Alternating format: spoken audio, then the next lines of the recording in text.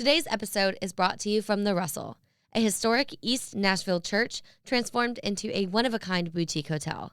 The Russell's mission is to give back to the Nashville community through their Rooms for Rooms program by donating a portion of your stay to local organizations who provide a safe haven for those in need in the Nashville community. I mean, seriously, what more can you want? This hotel is beautiful and they give back. Come on. Visit the Russell Nashville to book your experience today. That's RUSSELL Nashville.com to book your experience today.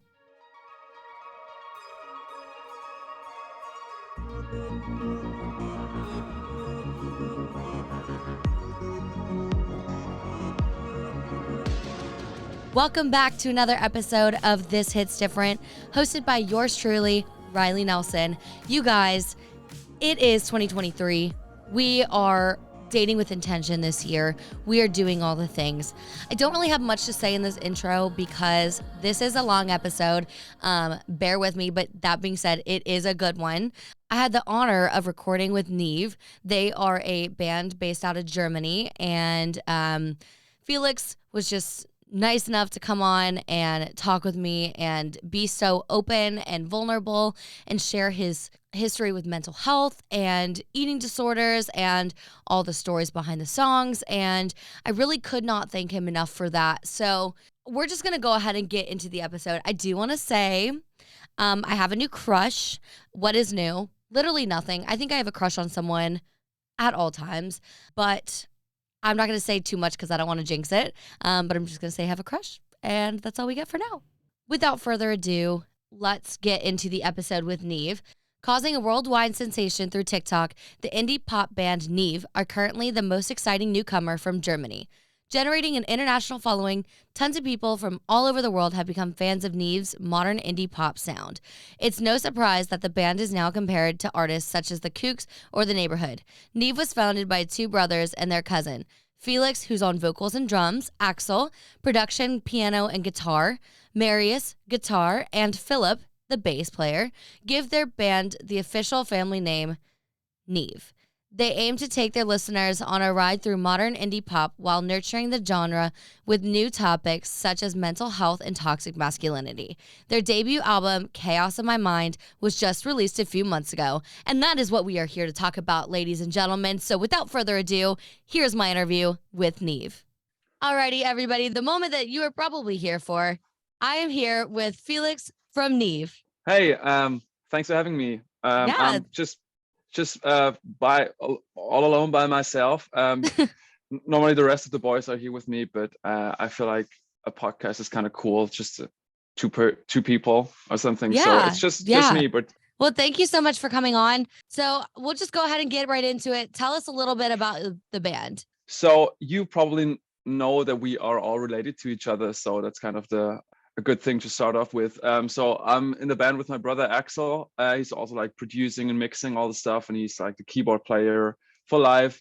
Then there's my two cousins. They're huge giants. They're like, you don't have the centimeter. You have inches. Oh yeah, inches. I'm like, yeah, he's feet and inches. Yeah, they're like 6'1" or something, or 5'9". They're like really, really tall. Yeah. I don't know why I need to tell you that, but these are the two giant brothers. And you see that on stage, or if you stand next to them. And I always look super tiny next to them, but I'm pretty average size. But yeah, let's not get too much into that. But yeah, Philip's the older one. He's 27. He's turning 28 this year. But yeah, he's playing the bass and does all the graphic design stuff, all the logos and whatever. And then there's Marius, the guitar player, and yeah, and me. I'm the singer of the band, and I'm doing all the social media stuff. And yeah, so that's kind of a small introduction. So I had a feeling that y'all were related. I was like really doing some stalking last night. I followed all of y'all. You probably saw it. Literally did it all at once. I didn't even try to be sneaky about it. So we'll talk about, why we're really here to talk. We're here to talk about your latest album release called Chaos of My Mind. And you just released a deluxe version. Is that correct? That's right. Yeah. Okay, so what songs did you add on there? just just two more songs. Basically, Mm-hmm. it's one new song. The other one is like a live version where we recorded a live saxophone, and we really loved it. It was like a longer version with a saxophone intro and stuff. And we did this, or we've been doing this when we are playing live with the slow saxophone intro, and then it blends into the studio version, the rest of the Mm-hmm. song, and we really loved it. And the same with the other one, that the song "Sleeping" was like the newer the new song we put out, and we found this in our laptops. We wrote a bunch of songs for the album and just picked 12 songs, and there were so many more songs, and we found this demo and just re-listened to it like half a year later, and we thought, okay, that's pretty cool. Why did we never release that? And then we went into the studio and recorded the whole song live, and we had a saxophone player play saxophone solo over it. And Yeah. we thought it's kind of cool to, especially as a small independent band, you always need to put out new music and have to be present and stuff. And that was kind of a cool thing to have. Like the album, the Kiss of My Mind original 12-song album was released back in September, and then we had like, okay, 3 months, let's put out, give some more, I don't know, tension or just some more excitement around the album again. So that was kind of the deal behind it. Yeah. And you guys are touring right now, is that correct? Not yet. We were touring in October and in November in Germany and the UK. Now we're writing new music, and we're going back on tour in April. Oh, we'll be in I don't know if I can already tell you that because it's not official, but we're gonna be at the South by Southwest in Austin, Texas. Yeah. Yeah, we're gonna be there. Oh, that's awesome. We're gonna play a show there, and yesterday we did like the visa stuff, and it's so complicated, and yeah, we have to go to a different city for the registration and stuff. So that's kind of a big I thing. bet with like legal stuff, it's pretty hard to like tour outside of, your home country, I guess. Yeah, even the UK is quite hard because of Brexit and stuff, and it's so hard to get over because it's so expensive, and you have to register all the equipment, and it's such a pain in the ass. So but yeah, we're super excited. I've never been to the United States, and I'm most afraid of like the long flights because I'm slightly claustrophobic, and I'm kind of afraid of being in this plane for 12, 14 hours, but I get through it, hopefully. Yeah. Are y'all like planning on doing more tours on America potentially? If you like can't like say anything, that's fine. But can we expect an American tour potentially soon? The thing is, we would have loved to do this because we were trying to combine this, because since we are going to be in the United States in March, we were thinking, okay, let's combine this with like the support tour or whatever, or more dates. But the thing is, the visa is so much more expensive for like, if you go from play this one show and you're just going to be there for like a week or something, and to being there for, I don't know, a couple of weeks and playing support shows. I don't know if it has to do with the income you have because of the shows. I don't know. I'm not really into that, all this stuff, but I know it's going to be way more expensive. But if there would have been a cool opportunity to play like huge support stuff for other bands, then we would have done it. I'm pretty sure we would have stayed there for a couple of weeks, played some more shows. And we have the biggest following because of TikTok. We have that in the US. That's kind of the crazy thing. We've never been to the United States, but because of TikTok and everything and social media, we have the most listeners and people there.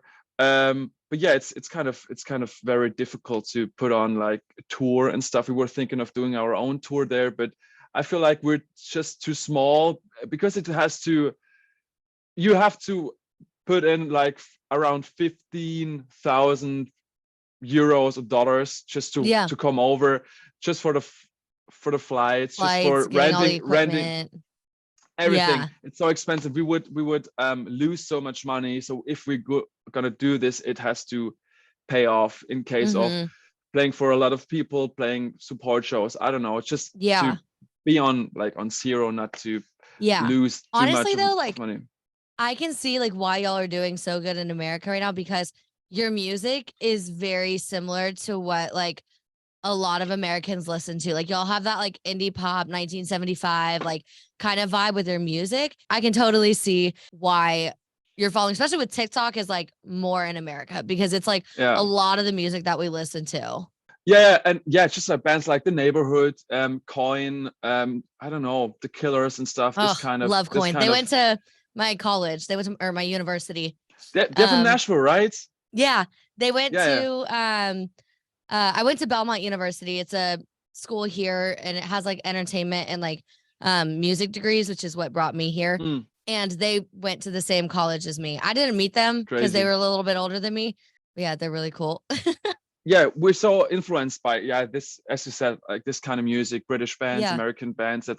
We grew up with the, as I said, the alternative rock kind of music, and we went more into this Britpop, indie synth pop kind of direction. So it totally makes sense, and it's kind of sad because we would love to be there and be present and play shows there, because I'm pretty sure people would love our music there and would really go with that vibe. But in Germany, it's kind of the same kind of music we make, and they do this in like German language, and if you like have this sound as we have it, it's kind of hard to get your foot in the industry, because they only like support like German stuff, German pop, German artists. Interesting.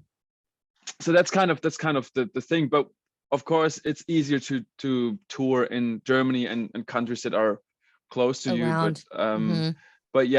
But still would be really, really cool to have the opportunity to do that in the United States as well. But I'm pretty sure maybe the end of the year or start of 2024 or something. It's kind of, I was really disappointed, as our manager said, that we probably only going to be there for this one show and then we go back. It's kind of, it's so stupid. We are there. Can we just like jump into a van and play 2 or 3 weeks longer and stuff? But you should try to come to Nashville. You could probably set up some rights at the very least and like, get some more songs. Nashville, LA, New York, all the things. You could find a ton of people to probably write with if you like wanted to stay an extra week and not, you wouldn't have to do like tours, but like you could like do some rights or some sessions or something. Of course. Yeah. That's what we're trying, at least, to like connect with people and with from the industry. Yeah. Well, if you ever need help with that, I'm pretty plugged in here in Nashville. So now you have a contact here. What were you actually it's funny because you're like then the second person from Nashville. We have like a girl. She's also like working in the music industry at the venue. I don't know, hockey or ice hockey arena or something. That's also like and it's also like a big music venue or something. I don't know. And she's been working there, and she's also working for what's the big it's I don't know, is it like Live Nation or something? Live Nation, yes. And she's from Nashville as well, so she was also trying to get something going so we can play stuff there and our manage. But it's quite difficult.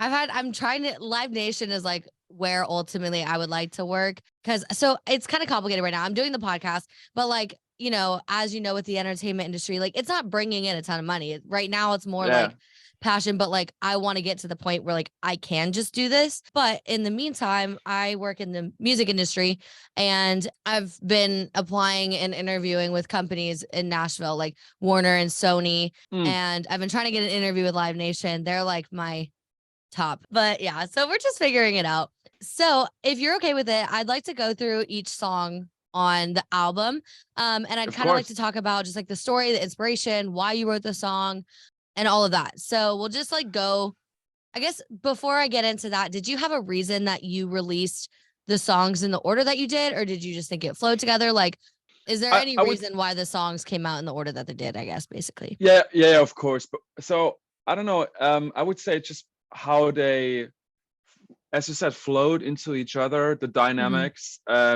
We also thought about, we printed it on vinyl, so we would think of what's cool on the first side, what's cool on the B side. So yeah, and of course, maybe I can't really remember, but of course the meanings behind it, and mostly the dynamics between the different songs, and just cool experience to listen through the whole album. So it's not only the upbeat songs, the first 4 songs, and then only slow songs or whatever. So we just wanted to have like a good balance. And of course, I really liked the way that y'all did lay out the songs, because they're all like some of them like are like very vibey. There's like a few like sad songs thrown in there, but like for the most part I feel like the album is pretty upbeat.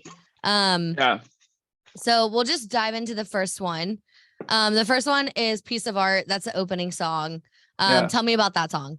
We had like 10, I don't know, around 10 songs were already written for the album.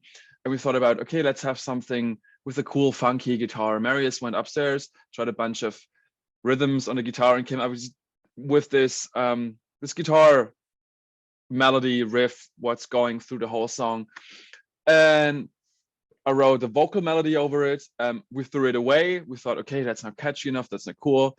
And and sometimes when you start writing melodies, you don't like it at the first listen, and then you go back to it and you kind of really like it. And that's what was the case. And then I played some drums over it. Axel did some productions around it. And so at some point I had like this piece of art sentence in my head, and I was like, that a piece of art. And I was like, okay, piece of art, it's cool because you can refer it to like an actual piece of art, like a painting or something, or a person. That was kind of the cool thing. And we used to watch Bob Ross videos when we were awake for a long time as teenagers. My grandma, whose house is this, is also like watching this stuff. And then I remember, that would be kind of a cool introduction. And we went and were looking for like these on YouTube for these Bob Ross intro stuff. And then there was like, welcome to 1 hour instructional tape, painting this and that. And then we thought, okay, that sample this, Axel put it in the right space, and it was a really cool fit. And then we used it as well on the tour. So we had like this Bob Ross intro coming, and then we went on stage. That was kind of a cool thing. And then that's a cool way to open a show.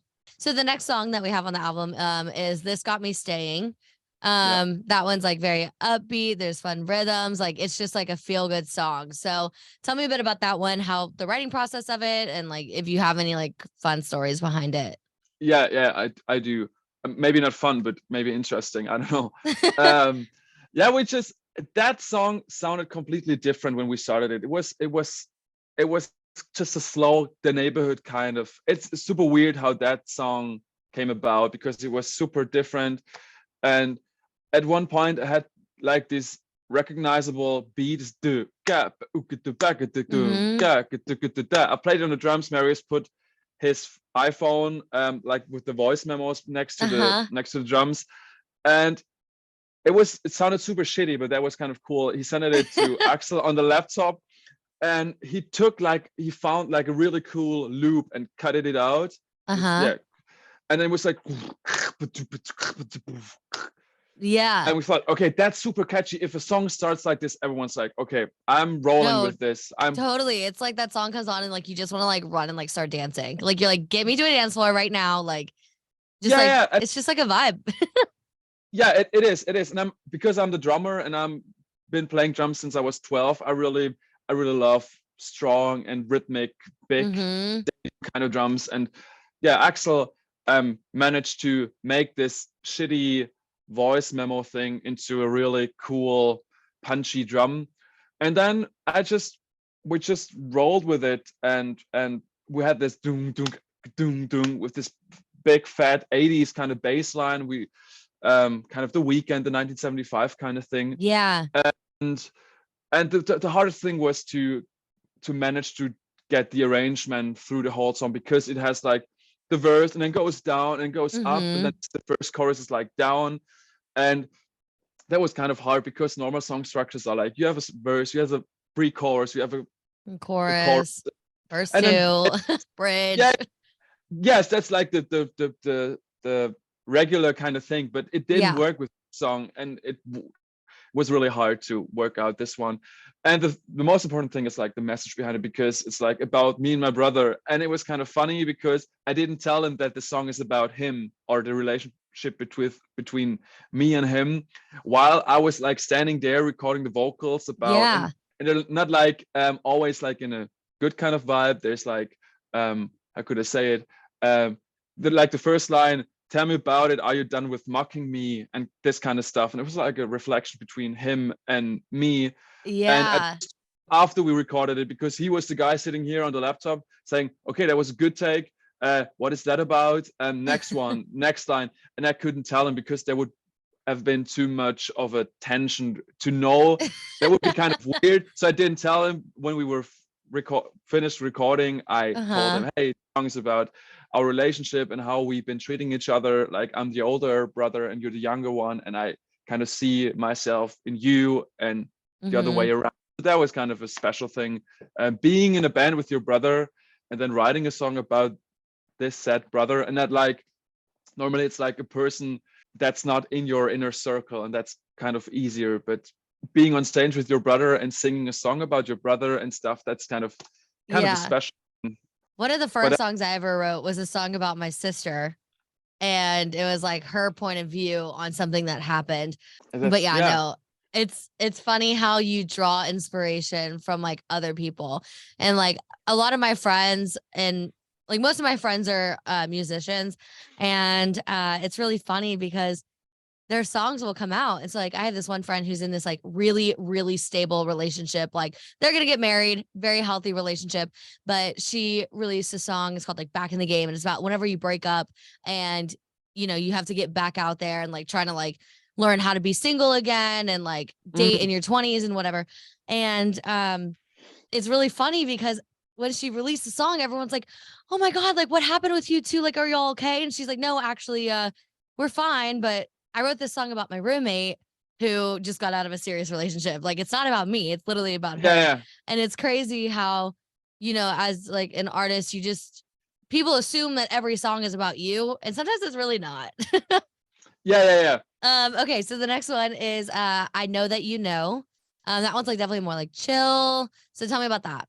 Kind of the most important part, or the strongest part, is like this thick Arctic Monkeys kind of bass line. That's very like heavy bass.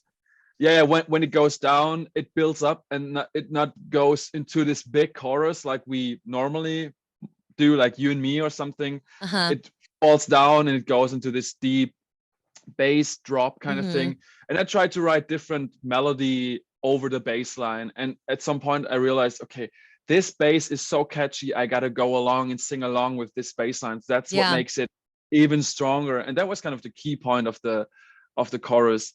And the rest of it was like, yeah, it's about it's about like toxic behaviors in, maybe like in a good relationship, everyone has like parts where, you know, like the weak points of your partner, and you kind of take advantage of these and kind of manipulate your partner in, or tricking. And like in this chorus, it's about like using crying as like an excuse for something you did wrong. It's like when the person who sits next to you is crying, you don't go all in and blame them even more. Like, crying is very strong. It's like they were using it as like a manipulative tactic. Yeah, and it's what I like to do is not like pointing my finger on the other side. It's like more like, what do I do? What are you doing? And it's just like the same with This Got Me Staying with my brother. The first verse is about what are you doing, and the second verse is kind of like what I was doing. So that's kind of the interesting thing, and that's kind of also something I don't want to do, because just because I'm the one who's writing it doesn't mean that I'm the one who can shit talk and just say, of course it's from my point of view, but I also try to look into the other person's perspective, and that's what kind of makes it maybe more honest and authentic, and just finding my own my bad behavior, what I've been doing maybe to the other person. So that's kind of the thing about this. No, definitely. I think like I feel like therapy terms in like relationships have become very overused, like the term gaslighting or breadcrumbing, or like those like very like TikTok Mm, trendy terms. Personally, like it drives me crazy when people are like, they're gaslighting me. And I'm like, no, gaslighting is like a bigger, like really bad thing. Just because they manipulated you this one time doesn't mean that overall they are gaslighting you. Like people can be manipulative, and like people don't really like admit to that, but like yeah. people do it all the time. They will like manipulate things to like go their way. And like it's not always a bad thing. I mean, sometimes it can be, but also it's like people I feel like nowadays are seeing things that are manipulative and calling it gaslighting. But I feel like gaslighting is like a much bigger issue than just like Yeah. being a little manipulative. Yeah. Yeah. And yeah, in this case, I just wanted to talk about this manipulative kind of Yeah. yeah, behavior it doesn't always have to be, just like you said, it doesn't always have to be like, oh, then it's a toxic relationship. No, there can be healthy relationships, but there are like small things or some things that aren't right. And Yeah. just because there's one thing or several things doesn't mean, yeah. So yeah, I just don't want to like sugarcoat um maybe a relationship and say everything's kind of cool and fine when there Yeah. clearly are stuff that isn't. So yeah. I guess before I get to the next one, question. Are you dating? Are you single? Married? What's the tea? I'm in a relationship right now. Okay. So yeah, yeah. What about the Uh, band? How is that like progressing with like, I don't know if mm, I want to say like upcoming fame, but like, the band is starting to like do good. We're getting some steam. So, what does that look like? Are people like sliding in your DMs? Like, so we try to keep as much as possible just separate from like the band is just like a job. yeah, Of course, it's not added. Being a job sounds like that's something bad because most of the people don't like their jobs. But yeah, of course, it blends my private life and my band music artist kind of life. It's not just that I can separate stuff because you have this thing, mm-hmm, and I'm addicted to my phone, and I'm always using it. And of course there's not a day where music isn't a thing. So yeah, it's always present, but we try to keep our private relationship kind of lives out of mm-hmm, the band life kind yeah. of thing. And it doesn't it That's we don't want that's to probably affect good. it too much. So yeah, because we thought it doesn't matter where it goes with the band, but we try to set like boundaries for everyone because it's healthy for me, it's Yeah, healthy for your partners on the other side. And of course it's not always easy, but when is it easy? If you're a manager and you're like working 60 hours a week, someone's waiting at home, and they want to spend more time with you, clearly. yeah, So that's kind of the same thing with being in a band, because you're always trying to think of new music, think of new social media, TikTok ideas, because that's the way yeah, to go and stuff. So that's, you can't like shut off your brain and say like, okay, yeah, it's private time, now it's this time. No, there's a yeah, WhatsApp coming in, like a message on your phone, or there's like on Instagram something happening, you want to put out a reel, you want to put out a new whatever posting. You have to check your streaming, you have to check which new music Friday you got with the new single yeah, and stuff. And then you have to promote tour, and then you have to tell your partner, yeah, you go on tour at this time. And yeah, it's complicated, of yeah. course, but yeah, we You really try have to like to. carve out time and like make it a priority, especially in this industry, because, like you said, like the job never stops. Even if you're like scrolling on TikTok, you're still thinking about, okay, what content can I make? What can I do? Yes. Usually when I'm scrolling on TikTok, it's really just like, one, it's for entertainment, but it's also like I'm looking to see what are the new trends. What can I hop on real quick? Like, it's just like it never stops, and it's really hard to like turn off work mode, especially when you're, working for yourself. And I feel like if you're working for someone else, it's a little bit easier. But like I find for myself, like I can never. There's always something I can be doing with the podcast. So Yes. And it's like you're like self-employed, and if you are stop working, nothing's going forward. If you're like an employee for like a big company or something, the machines are still running if you're at home watching Netflix. But if you are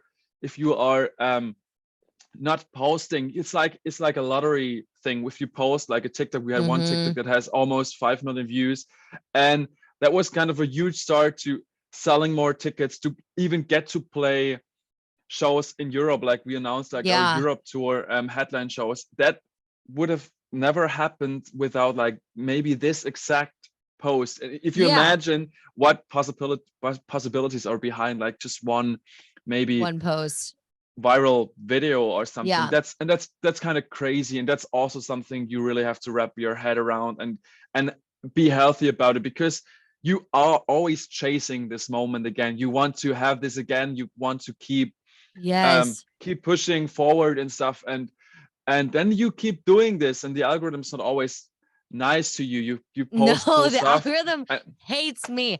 I don't know what I am doing to the algorithm on TikTok, but it is starting to really piss me off, because everyone's like, post once or twice a day or like 3 times a day for however long. I have posted at least bare minimum once a day for the past 8 months. Same. 8 months. I am getting carpal tunnel in my wrist because I'm constantly just editing content. And it's so infuriating because every single time I get stuck around like 200 to 500 views. And I'm like, are you kidding me? Like, why am I spending so much time and effort into this when I'm not getting any return? That is, and that's kind of like is a mirror for like the whole industry kind of thing. You put in so much and you keep pushing whatever. It doesn't have to be like music, as you said, just like as a content creator or as an artist in general. And it's not even about the money. We're at this point where it's not even about like of course on the second page and there is money and stuff, but in the first page you just want to be recognized for making music, and you want people to listen to your music. People are so freaking excited about posting your Spotify sets. We are as well. But when you think of having this amount of streams and getting this little money for that, and you're still kind of excited about getting new music, Germany, music, Austria, whatever. So, but in the end, because money wise, it doesn't affect anything. No, you just it want literally to. You just doesn't. want to. I'm like, I just want to like be seen, maybe, like, because I'm posting for the podcast, obviously, and like I'm doing promo for that, but I like throw in like fun content, get ready with me, like random things like that, and it's so frustrating because I'm like, I'm just here to promote my podcast. Like that's all I want. Like trying to get people to know about it, and like that's why I'm posting. And the algorithm is just like, fuck you, and I'm like, okay. I just get immediately humbled every time I post on TikTok. Same, because and the weird thing is we have now over 260,000 followers on TikTok, and our and it would make sense if we have only like 2,000 followers. The views are like between 500 and 1,500 or something. Yeah, but 260,000 followers, and we get average, I would say, at this moment, like 1,500 views. That's like average. Sometimes more, sometimes less. But imagine we've been working. You're like, how does that like? The math is not mathing here. No, not at all. And that's really, as you said, it's really annoying. And I'm just like freaking out about what could I like do to change that, make it shorter.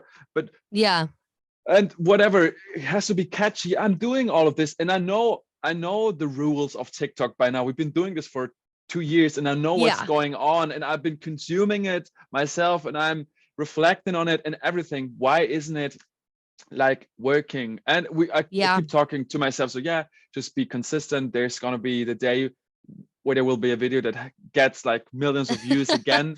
And if this is happening, then I'm gonna be like, then it's fine. But just for us, we just want to announce our Europe tour. And we know from these 260,000 people, there are a lot of people that would be in these cities where we are playing, but they don't even know about it because they're not seeing it. They're not reached with the stuff I'm posting. So that's kind of super annoying. You have to post and Yeah. try different ways to promote this tour and stuff, because then there's about money and about stuff. You want people to come to your shows, have a good time, and of course that's the only way, the only time where you can make money off of Yeah. like the Because I music mean, is live. streaming like sucks. It's Streaming, TikTok, you don't get any money from all of this, and I'm putting yeah. in so much work. If I would like put this same amount of time and work into a different job, I would be so rich by now. No, But I'm literally, like I imagine. have to sleep in wrist braces because I have like I literally I'm 22 and I have carpal tunnel in my hands and my wrist or whatever from literally just Holy editing shit.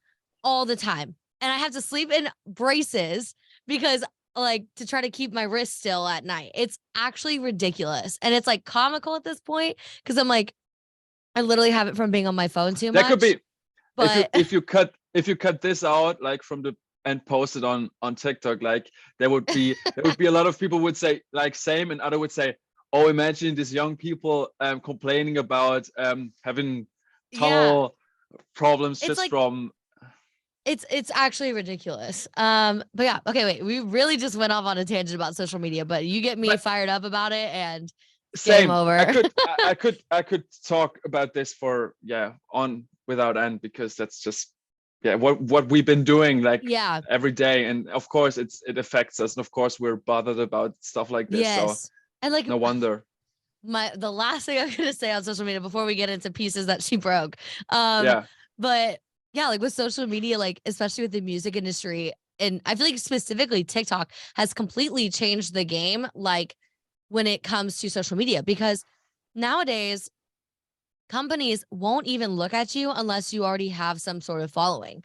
But just because somebody has a following and someone got lucky with the algorithm on TikTok doesn't mean that they're like a great artist.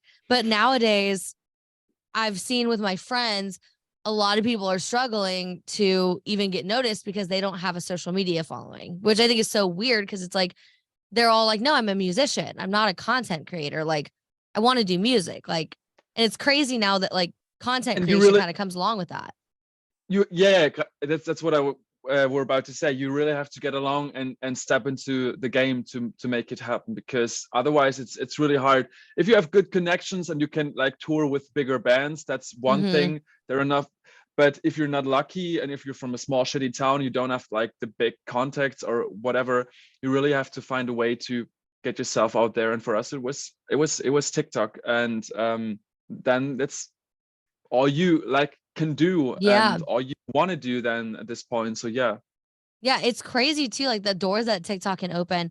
Like I literally, one of my friends during COVID and during the pandemic, she started posting on TikTok like very consistently, just completely blew up and then got signed from Capital, literally just from posting on TikTok. And like, you know, they saw that she was like hustling. And she's not like one of the people that's just like so fucking incredible. Like she's so talented. But I do have some friends that blew up on TikTok and they're getting signed from it. And they're not that great. Yeah. And we had like the same thing was when we had these viral moments, a couple of videos that blew up. We had so many labels from across the world getting in touch with us and Yeah. talking about signing us, and just the first, oh, where are you, what are you up to, what are your next plans, and they just want to go in and how could I say or describe it, just like say hello, so you're on their list, and so we have Yeah. recognized them, and if everything's taking off, they can sneak in and say, I was there at the point where you were small and I already thought you were great back then and stuff. And Yeah. this whole label signing kind of thing is so weird. We were in a couple of meetings, big meetings, like a German label Yeah. took us, we went to like a different city. They invited us. They paid like travel costs and hotel. And we were in this big meeting room, and there were like 15, 20 people just like, oh, you're so great. And that's what we can do for you and stuff. And just because, Yeah. But the music we put out, like Where I Want to Be Found is like our biggest song. We put that out in Yeah. September 2021. It was like, wasn't taking off at this point. Just after like 4 or 5 months, there were TikToks. But this music, the same kind of music was out there. It was the same kind of music but just because it blew up on TikTok, now it's kind of the value from the song, the art changes. So that's kind of weird. And the weird thing is your self appreciation is based around is your music blowing up on TikTok? Is your music getting numbers on Spotify? Streaming numbers. That's so stupid, because then they go through our album and compare like the streaming numbers and say, oh, then this song must be not as good as the other ones or something. Yeah, like, because this one has the most amount of streams, this has to be the best one, kind of thing. Yeah, definitely. I guess we'll go in now into Pieces That She Broke. We really went off on a tangent about social media, but here we are. I'm fine with that. No, same. So Pieces That She Broke, I was like taking notes on all the songs, and this one is so seductive. Like, it's such a sexy song. So like, tell me about this one. So Pieces That She Broke is actually about a close, someone very close with an eating disorder. So that's kind of as you said with your friend, it's not about myself, it's just my perspective and seeing someone else struggling with this kind of stuff. And that was kind of a hard song to write, because you don't know what's going on in their head. You just everything you have is your own perspective, your own view on their behavior or on the stuff you see and how it affects them and stuff. So that was kind of really hard one. It's funny. I'm like, this song is so sexy, and then you're like, it's about an eating disorder. I'm like, oh, but but like the actual melody of the song and like the slowness, like it's a hot song. it is, and I totally get that. And that's kind of the fun thing about music, about art. Everyone, as I said, everyone has a different view in that, and this with so many of our songs, you can just like vibe with it and having a good time and Pieces That She Broke. You don't have to like think about everything. I'm like, sometimes I listen to music, I'm really into the lyrics, sometimes I'm just into the music because I just love the vibes, the instruments and everything, and that's totally fine. But that was kind of I don't know how we started with that. We were really thinking about this one putting on the album, because it's not like a up-tempo banger kind of song. It's a really slow one. It really has this slow, the neighborhood kind of it's just like the song just like takes its time, which and a lot of people said that's the grower kind of song. They listened to it first time and then it grew on them listening several times, and they liked it. Even personally, I love my vocal range in there, because most of the time I'm really singing in pretty high notes on the rest of the album, but this one the verse is really low. Low and deep, and I really love my voice and that. And Axel did a great job on like putting like a distortion on it, so it has this really, as you said, sexy kind of vibe to it. So absolutely. So the next one is Where I Want to Be Found. This is the one that you were just talking about. That's, kind of gotten a good amount of views on TikTok and starting to affect your streaming numbers. Yeah, tell me about this one. It's funny, because 5 minutes before we started this interview, I was chatting with the girl on Instagram whose voice is in that beginning. I don't know if you can remember, like the first intro of the part, there's like this mumbling voice memo kind of thing, and I was just writing with this girl and saying, hey, look, so many people have heard like your voice memo, and we were both not expecting that this song is going to blow up that much. So it was kind of crazy for her as well. Sometimes it's just funny to remember writing songs where you weren't kind of thinking, okay, that's gonna be like the most popular song. I don't know. I just picked up a guitar and showed to my brother. It was like this. It was just like I just had like these two, because I'm not really a good guitar player. I just had like this, and I just went two frets up, and then found your way into my brain. I feel like I'm alive again. Better without you. Well, I said how it started, and so like we started with this big. I had like this. I thought, okay, this can't be like a guitar. It should be like a bass or something really heavy, punching. And there was ding ding. You found your way, and ding ding. And that's how it started. And the most the catchiest part of the song was obviously this killing me this time. That was the thing that blew up on TikTok, because we had this killing me, killing me, killing me this time. And then the Yeah, and then part the band and yeah, and that really worked on TikTok, like with the 8 second kind of thing. And it's sometimes so crazy when you are standing in the studio and recording this, and then you feel like, okay, that's like the part that is now the one that is the catchiest. You don't think of that when you're in the studio and recording that, but yeah. thinking back, and it's kind of crazy. Yeah. Yeah. That one, I think because it does come off so like it just starts and it's just like upbeat, like you know what you're getting into when this song comes on. So I feel like that's probably why it's doing so well. It's also like I could totally see it being used like on TikTok. I can see why that song is the one that's blowing up on TikTok because it's very upbeat, it's catchy, you know, the timing of everything is good, the rhythm, like it's just all like it's a great song. But it's also like the weird thing with the music industry. The first verse comes around 1 minute, and when you're a musician yourself, you know, people say, okay, short verse, short pre-chorus. After 30 seconds, you have to be in the chorus, otherwise it's not gonna be a hit or not gonna be catchy enough. And we have this really slow intro with this boom, this voice memo, and then it starts off without drums, only dum dum, only big fat bass, and then it slowly gets into the song, and around a minute or something, you get like this euphoric hit with the chorus.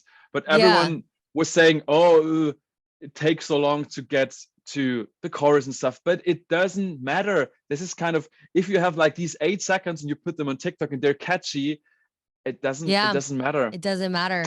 Yeah. I wrote down one of the lyrics from this song. It says, crying, I'm fine. And Yeah. just I literally in my note I wrote same. Yeah.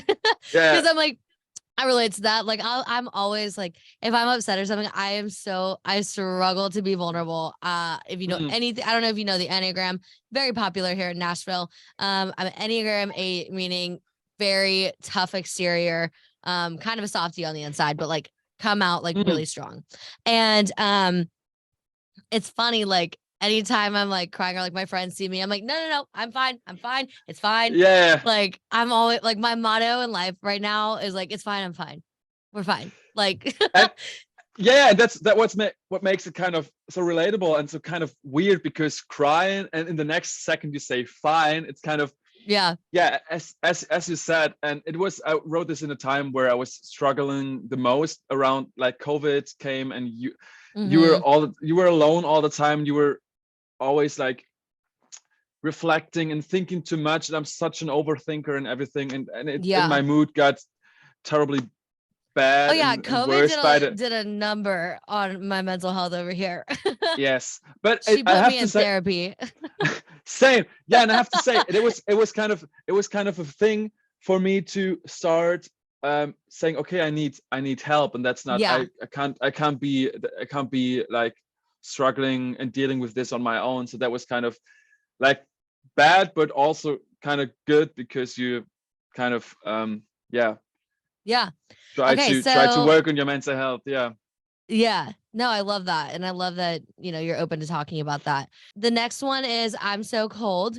I put in my notes that I could see this one being used in sync, like in films and stuff. Like I could totally see it being used as like a transitional song into like a next scene or like something like that.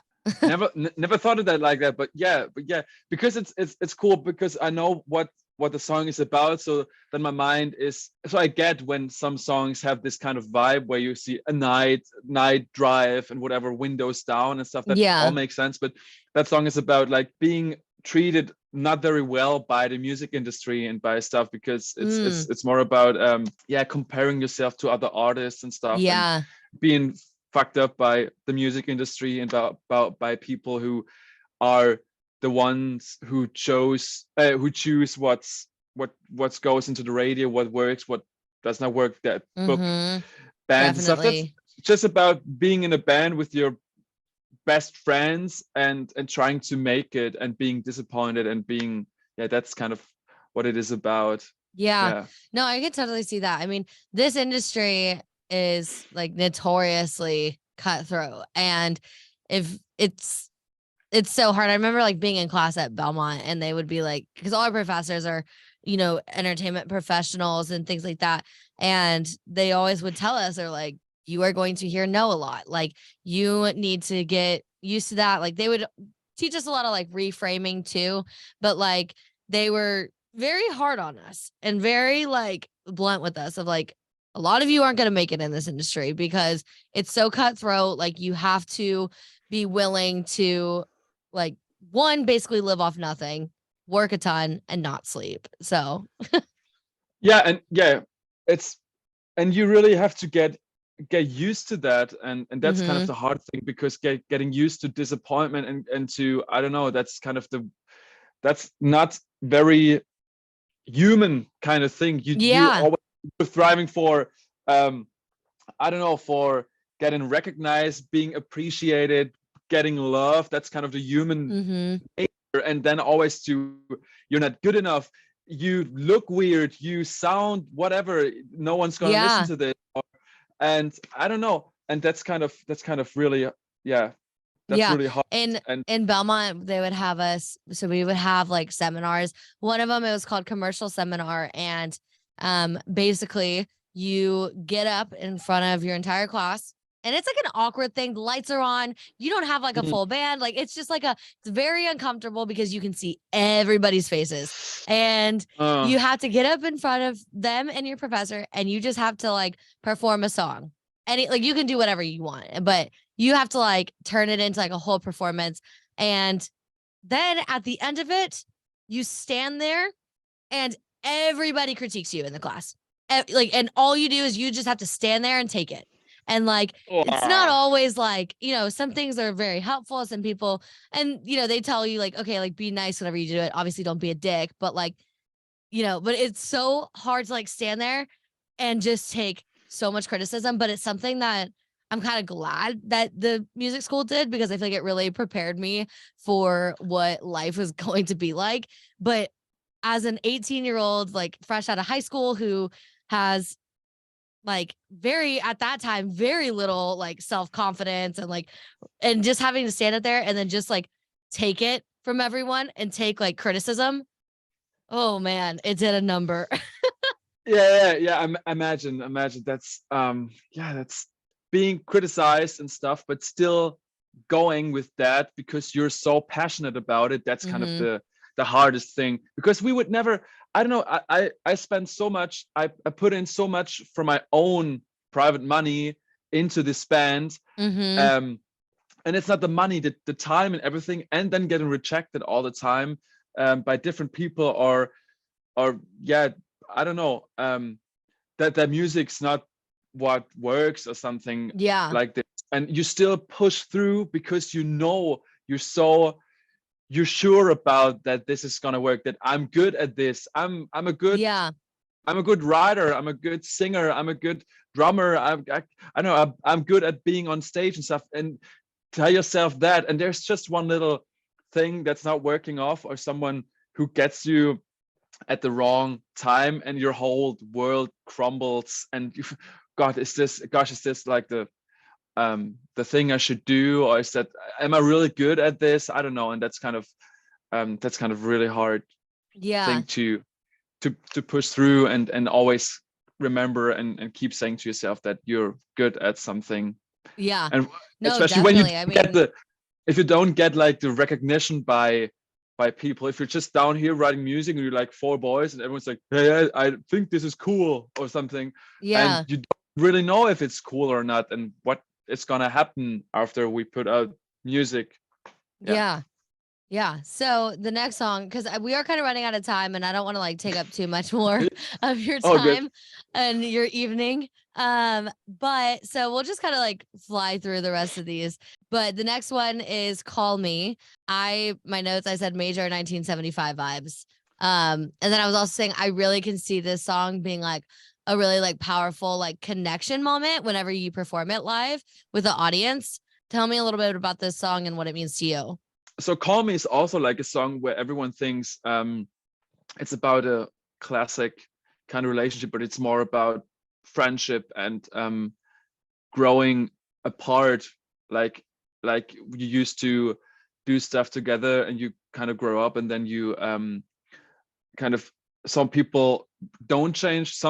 For some people it's kind of cool, so they stick to themselves and being themselves. But when you're like a stupid 16-year-old or a 17-year-old, you should kind of grow up and change a bit, because if I would be like the same idiot I was back in school, that won't be kind of cool thing. So, but you can still say, okay, he's not changing or she's not changing. That's kind of cool, because she stays or he stays confident and, as I don't know, and won't change for everyone. I don't know. Yeah. And in this case it's kind of a bad thing, because sometimes, yeah, it's good to I don't know, evolve or develop a character or something, when you, especially when you like go from teenager to young adult, growing up and stuff. So, but yeah, Call Me Super. Yeah, that was a song that was like the first song we wrote for the album, and we had it on our demo folder for ages, and we didn't put it out. And Marius, the guitar player, said that's a song we have to put out every time. And you might know it, when you write songs and listen to music, you kind of lose feelings for it, because you've been listening to the same song over and over too much. But every time we were putting this song on and re-listen to it, he was always feeling so much for that song. That was kind of a really good sign to say, okay, that's just a really good song. If you always feel something for it, doesn't matter how many times you listen to it. So the next one is You and Me. I also said that I could see this one in sync. You and Me, that's also a special one, because that's the only song we wrote with someone else. But the major part of the key thing of what happened and what made us fall in love with it was when we were writing it at our little home studio. Yeah, it's also about it's about like two people that are both mentally very much unwell, and both don't really know what's going on, because you're too busy with your own stuff. Sometimes you really want to be there for someone else, but if you're so drained in your own feelings, emotions, and feeling not well, it's so hard to kind of look out for someone else. But you're co-living, and but you don't really know what's going on with the other person. You just know there's something's going on. Yeah, and both are kind of unwell, and it was kind of also kind of something that came from like this COVID kind of thing, and and so much stuff that came up. And the biggest thing was that we chose to use the strings in this song. The strings are a huge thing, because we've never had strings in one of our songs, but this felt like this. I don't know if you know Bittersweet Symphony by the Verve. Yes.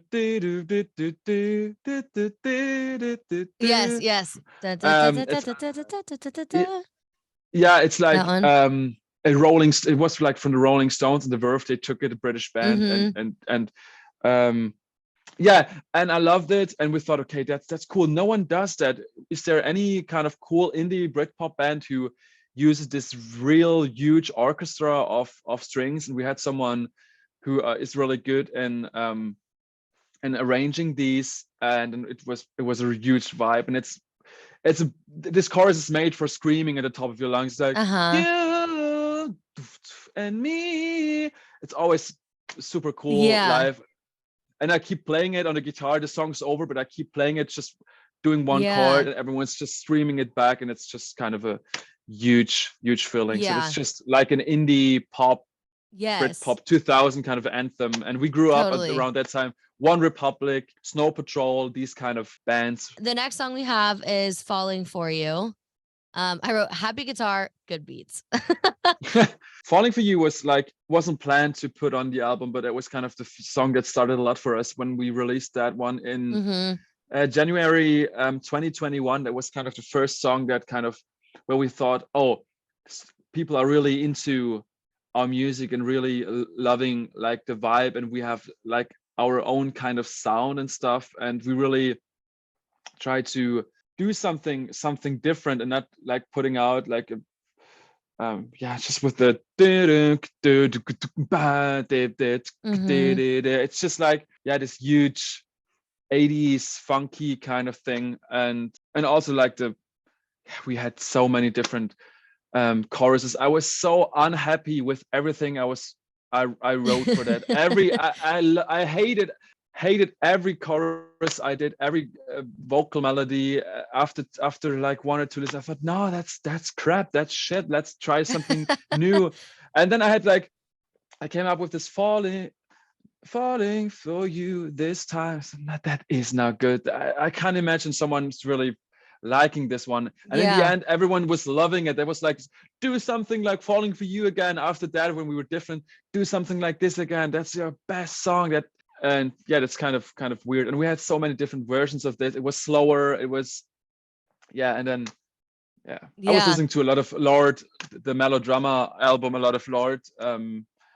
But yeah, I don't know how that influenced that song. But it's just like the synth piano kind of thing. But my favorite song on the album is this next one. It's Green. That one I feel like is so underrated. I don't know what, like it's so good.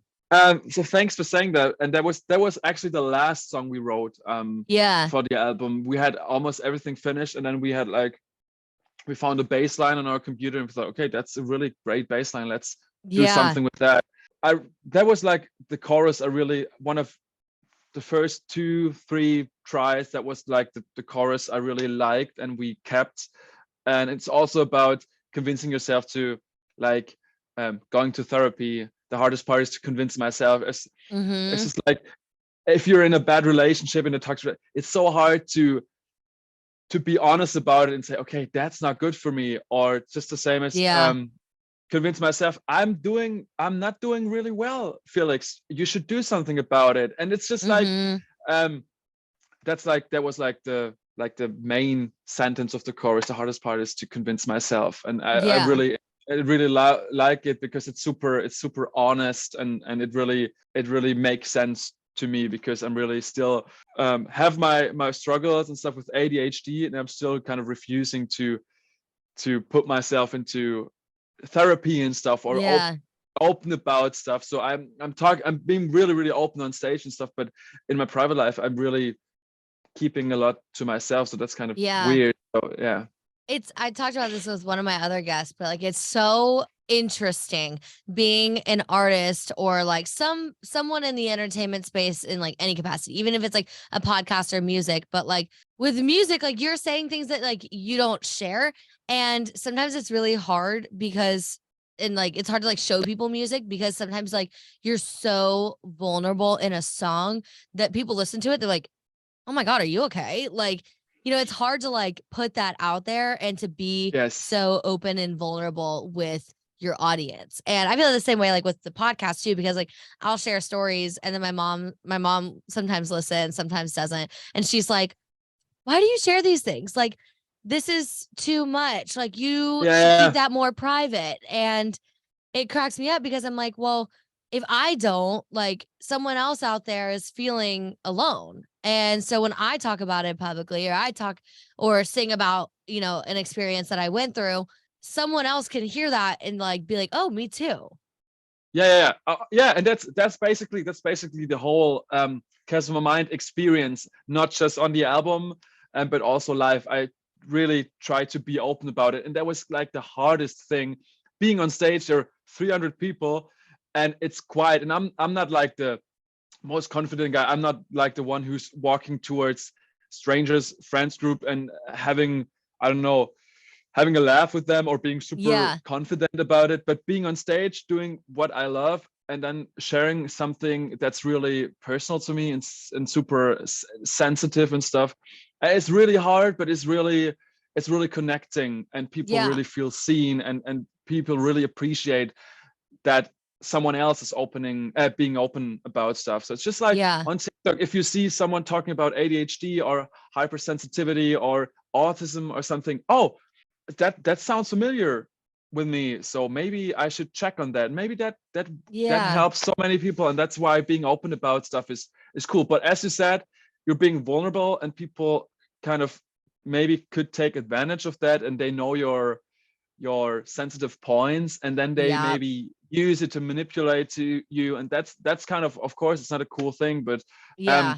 most of the time you kind of figure out who's kind of using that against you, and the people who are really your friends or your family, they will understand, and they're trying to be Yeah. cool about it, I No, I've guess. definitely found like that whole like manipulating thing that hits so hard for me because I share so much of my life publicly, which is great, but like so like part of this podcast is also dating. So one episode I bring on a dating expert, another episode I bring on a musician. When I talk about like the dating stuff, like it's really interesting, but like I don't know, I've been like going on dates a lot. Like I'm trying to like, find I don't know. I'm just like over hookup culture. Like I'm over all of that. Like I want something more than that. And Yeah. I've found that guys, or not all guys, but like some guys that will like use things that I say publicly against me. So like for Mm. instance, I went on this date with a guy who like some of my social media I do dating advice, and he like took my advice verbatim, but like my advice was like, it was like how to ask a girl out, but like for like it's for men, like how a woman would want Yeah. a man to ask her out. Basically, just saying like, be confident, give her time and place, see if she's available, but like, whatever. So this guy like does it, and I get to the date, and like I realized really quickly that like he was just using what I put out there, and he was like, I don't know that he was using it against me. I don't think that he was. I think he was like trying to impress me. I don't know. But then like we got to the point where it was like paying, and then he was like, we could split the bill, and then he didn't tip the waiter. It was like a whole thing. Well, I guess too, y'all don't do tipping, but in America, like you have to tip. That's where servers get their money from. But We anyways, do it's it like, in Europe as well, but yeah. yeah. Okay. I didn't know, because I know in Italy they're like, don't tip. But yeah, I've That found makes like guys will use that to manipulate. I've also found that like there's like some guys who are like on social media and like Nashville influencers or whatever, and they've like DM'd me and like tried to like ask me out. But then I realized like they were only like wanting to date me because of the podcast, and they were trying to get on as a guest. mm, Like things like that, where I'm like, oh, I really don't like that. I totally get that. Yeah, but it kind of is, most of the time it's worth it to be open about stuff, Absolutely. Like I still do and it. normally you get, yeah, and as you said, you figure it out when people are using that against you or trying to take, I don't know, advantage of it, Mm-hmm. like for a similar different kind of reasons. So I feel like sometimes it's more, the only thing where it is kind of difficult is when you overshare and people might think they know you because you Yeah. share so much, and sometimes they feel like you're a public kind of person. I'm sharing a lot of on Instagram and putting my face out Mm-hmm. there on TikTok, and I'm doing these big speeches on stage, and we've been talking with people after the shows and stuff, and I really really enjoyed it. I love that, and people connect. That's why I love this so much. But of course some people think that they know you if through social media and stuff, and I'm a Yeah. different kind of person. Absolutely. I can totally see that. So the next song we have on the album is Go On Then. This Mm, is where I can see like that like Foo Fighters and like more like yeah. rock vibes, which I love. I'm pop rock girly. Cool. I grew up listening to a lot of rock with my dad, and so that's where a lot of my personal inspiration comes from. So when I heard this song, like I was all over it. Great. Yeah, that's also as you said, that's where it came from. We started this band when we were 15, 16, wrote a bunch of different songs and music, and we came from that alternative indie rock kind of background, and Mm-hmm. we really wanted to have something like this on the album, and we weren't sure if people, if they have, you have Call Me and I'm So Cold, and this synth laid back beautiful scenery kind of music, and then you have like this huge guitar, big fat distorted drums and stuff. But that's what makes it special. That's what I really love about artists, if they have different kind of vibes. It's not only Yeah. one album and every song of these 10 songs sound kind of the same with different lyrics. That's what I really appreciate about the 1975, for example. They make a song like people like people what a lot. I don't know if you know the one Mm-hmm. with Yeah. And you have like no, my roommate is like a huge 1975 fan. Like she literally camped out and like went to their concert. They just came to Nashville, and then she's a photographer, so she was able to get a press pass, and she shot them, and she was like, "This is the best point in my career. I took photos of the 1975," and like her stuff is going viral on TikTok right now of her photos, and yeah, I'm very familiar with the band. Only like I mean, I was a fan before, but like she's like a major fan, so like that I learned a lot about them through her. Okay, yeah, that's great, and that's what I really love. Not just like making like similar things like the 1975, but just the attitude they have towards their music. Like one song's upbeat and sad and depressive, the other one's like only have you one time, maybe it was two times, and that's what basically life is about. You're not always in the mood for slow sad ballads. You're not always in the mood for jumping on the bed and putting the windows down your car. And that's what's kind of cool. And that's what we wanted to make with the album, is kind of maybe you're into this song at this time and into this. Yeah. Yeah, I can totally see that. Yeah. So the next one we have is Why Not Myself. This one's definitely more like melodic. It's more sad. It really gives me Sandcastles vibes by Beyonce. I don't know. There's like one little like melody in there where I was like, oh, it kind of sounds like Sandcastles. Like I love it. So good. Okay. That was one of the last, Green and Why Not Myself were the last two songs we wrote. And I just wanted to have something really stripped down, guitar, ballad, real honest.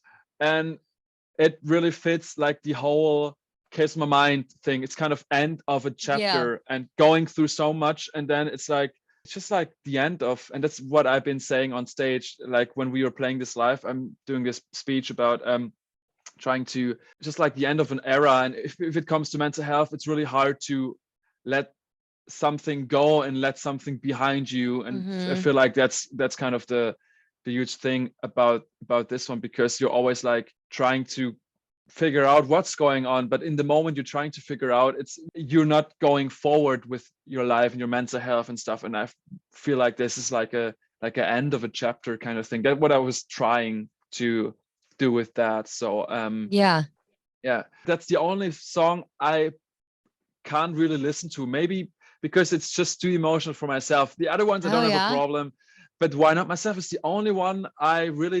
It's hard to listen back to.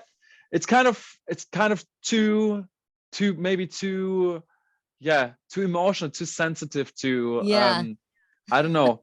Yeah, maybe there's a point. That. Like sometimes it could just like hit a point in you that you're like, oh, I'm not ready to face that yet. yes. Yeah. Speaking of ending of chapter, but that's kind of hard to, I don't know. Yeah. So the next one we have is Sleeping. And this was one that was added with the deluxe, right? That was the one that came out like 2.5 weeks ago. You know, that's like, and it's like reminiscing and drowning in nostalgia from being on tour. So yeah, with the saxophone player who went with us on tour, from singing about being in Manchester, getting sick in Manchester, being sick in a hotel room in Bristol. I just used the experience when we were on tour. There was 2 days I was super sick. We couldn't play that one show in Bristol. Being sick at home is one thing. It's not cool, but being sick in a different country, being on the road with all your mates and tour managers around you in different hotel rooms, you just want to go out and be in the city, play those shows, talk to people, but you're just lying there drinking tea all the time, hoping that. And then you're having to like travel while you're sick too. It's probably just horrible. I was literally laying down in our van for the whole travel from Manchester to Bristol, and I was just lying there. When I was standing up in Bristol, I couldn't even. I was just like, if it's so bad, if you're standing up, it's like you just want to lay down immediately, and you just like go like this. My eyes were like swollen. I was seeing blurry and everything. Just wanted to, and then you have to sit there till they check in. You can finally go into the hotel room and sleep. And oh my god, that was horrible, miserable. Yeah, and that was kind of what this song basically is about, and being not at home and missing someone while you're laying there and feeling miserable. Yeah. And then the last one, we already kind of like talked about Call Me, but this is a live one. This is the one where, there's a lot of sax. So I guess we kind of already talked about that one, but love the sax. And the only thing what I could mention is like the transition from Call Me into You and Me. We really love that. We didn't talk about that, but I'm really proud of this because we figured out that the end tone on a guitar from Call Me blends into the start of the strings from You and Me, and we did that live. It's a huge, because it goes from this, it's already moody and everything is like from Call Me to saxophone, and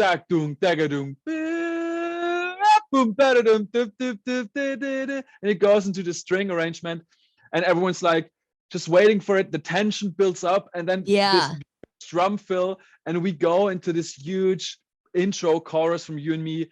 It just is amazing. It's amazing being on stage playing this, but I imagine that it must be really, really cool. And everyone was like begging for us to play the live transition. And, that's kind of, it's cool. That's also something I really enjoy about making an album, not just putting out singles, because you can't do a transition, and making this on an album was really, really cool. Yeah. I bet. That's the whole album, everybody. Thank you so much for coming on. Thank you for being so vulnerable. And then hopefully soon we'll see some touring in America, potentially South by Southwest, allegedly. I guess the announcement gonna be we're gonna make the announcement before the podcast drops, maybe, so it won't be the biggest surprise. Okay. Or we put it at the same time, so people have to listen to the podcast to hear the big find out. Yes. I'm down. Yeah, we'll have to meet up if you're ever around sometime. Come out with me and my friends. We're a good time. That would be really cool. Yeah. I bet. Thank you so much for having me, and as part of NEEVE, and really hope we meet each other in the United States, maybe this year, maybe next year. That would be really cool. Yeah. So one last thing before you go, tell everybody where they can find you and find your music and your band. And of course, this is your chance. Plug all of the things. The most content we put out is on TikTok. So you find us NEEVE Music, same on Instagram. Gonna post so many stories and stuff from the studio, from whatever private life, whatever we are doing. Also a bit of Twitter, kind of get into it, but not the biggest Twitter fan. I don't even have a Twitter anymore. I keep getting notifications that someone's trying to hack my Twitter, and I'm like, please do. I don't care. Just go into it. It's fine. So sometimes it's kind of fun. Sometimes it's kind of, I don't really get it, and I feel like people don't on the internet. They really don't get irony and sarcasm and stuff. So that's kind of, and I'm a huge fan of that. And if they don't get it, just the same. I posted one thing. I posted I don't know if you heard about Greta Thunberg with Andrew Tate, where he exposed him with the thing. And I did I did a screenshot of the Twitter thing, posted on TikTok, and someone was commenting, because I was standing on the side of Greta Thunberg, obviously. Someone posting, "You're not a man," just like a guy without any videos. "You're not a man," and you can it's giving small dick energy.